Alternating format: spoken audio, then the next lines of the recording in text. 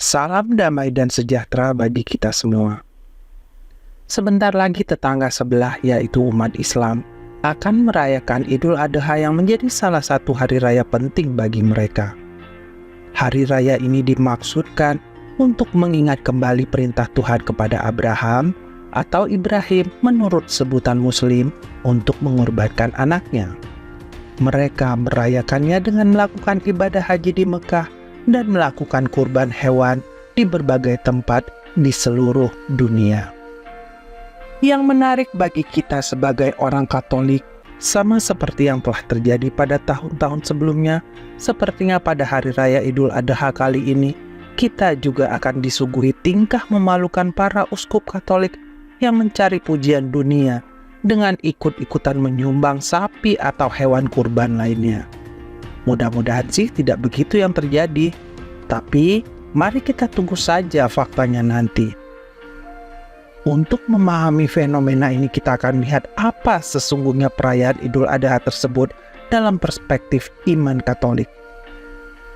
Meski peristiwa tersebut sebenarnya tidak ada hubungannya dengan kehidupan Muhammad sebagai Nabi Islam ataupun kemunculan Islam itu sendiri sebagai agama baru, peristiwa tersebut dirayakan mereka demi menunjukkan keterkaitan Islam sebagai agama yang juga muncul dari keturunan Abraham. Perayaan Idul Adha sebagai upaya untuk mengkaitkan Islam pada keturunan Abraham bisa dilihat dari fakta ini. Meski dalam Quran tidak pernah disebutkan dengan jelas nama anak yang dikurbankan Abraham, namun dalam setiap perayaan Idul Adha selalu dikatakan bahwa anak yang diperintahkan Tuhan untuk dikurbankan adalah Ismail, bapa dari orang-orang Arab. Ini jelas bertentangan dengan kitab-kitab Perjanjian Lama yang secara eksplisit menyatakan anak yang dikurbankan oleh Abraham adalah Ishak sebagai satu-satunya anak Abraham dari istri yang sesungguhnya, yaitu Sarah. Sementara Ismail adalah anak Abraham dari Hagar yang sebenarnya hanyalah seorang budak dari Sarah yang diminta untuk memberikan anak bagi Abraham karena Sarah mengira dirinya sudah tidak mungkin mempunyai anak. Nah, pada saat peristiwa kurban itu terjadi, sebenarnya Ismail dan Hagar sudah lama diusir oleh Abraham atas permintaan Sarah yang pada waktu itu sudah mempunyai anak sendiri, yaitu Ishak. Jadi anggapan Muslim bahwa yang dikurbankan adalah Ismail tentu saja keliru.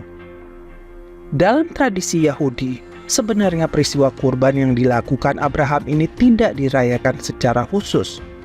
Sama seperti kurban bakaran yang dilakukan Nuh setelah selamat dari bencana air bah juga tidak dirayakan secara khusus dalam tradisi iman Yahudi.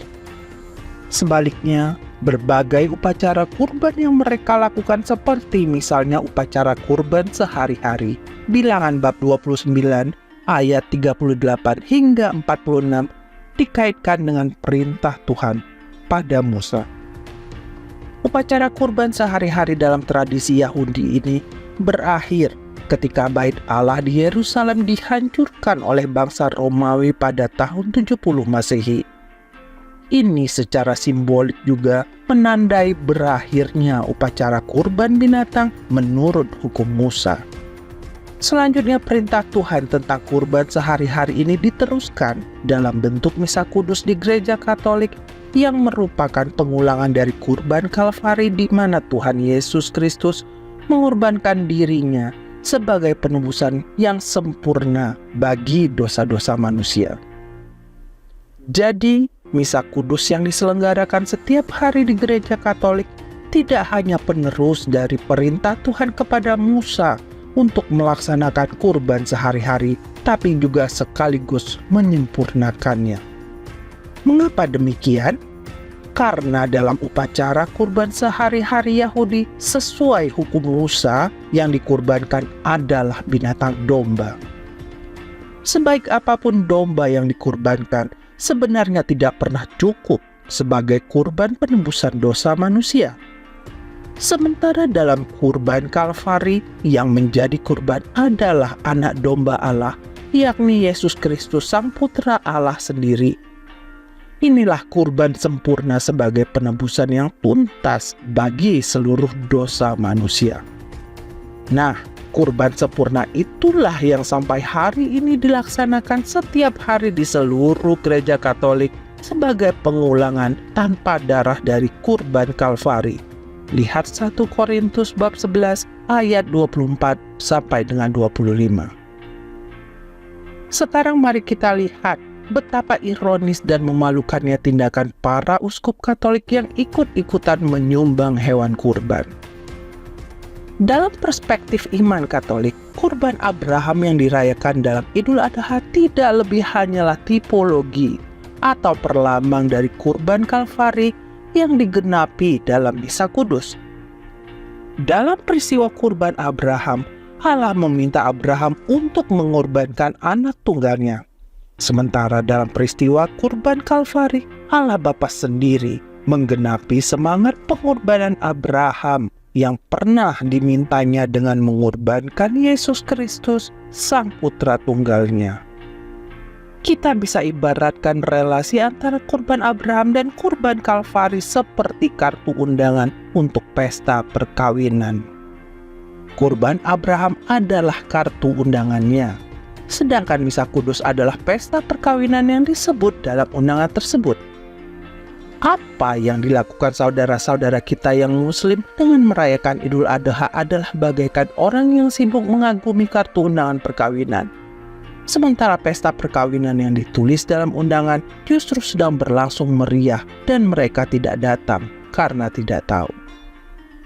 Para uskup sebagai penerus para rasul Yesus Kristus seharusnya membantu menyadarkan mereka yang masih sibuk mengagumi kartu undangan untuk segera melupakannya dan segera pergi mendatangi pesta perkawinan.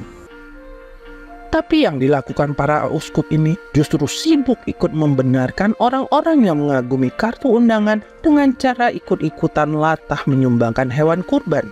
Semuanya demi memupuk semangat toleransi palsu yang penuh pujian dunia, tapi jelas-jelas meminggirkan semangat penginjilan yang diperintahkan Tuhan. Mungkin para uskup itu sendiri memang sudah lupa betapa pentingnya Misa Kudus sebagai pengulangan kurban Kalvari yang sempurna. Akibat mereka sendiri sudah tergerus imannya karena terkontaminasi Misa Blastera Novus Ordo yang selalu mereka rayakan.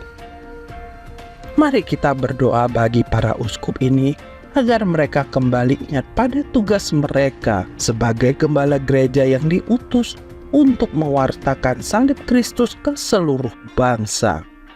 Semoga saja para uskup ini segera menghentikan praktek ikut-ikutan menyumbang hewan kurban setiap Idul Adha yang seolah menjadi tradisi baru bagi banyak keuskupan di Indonesia. Terima kasih atas perhatian Anda. Viva Cristo Rei.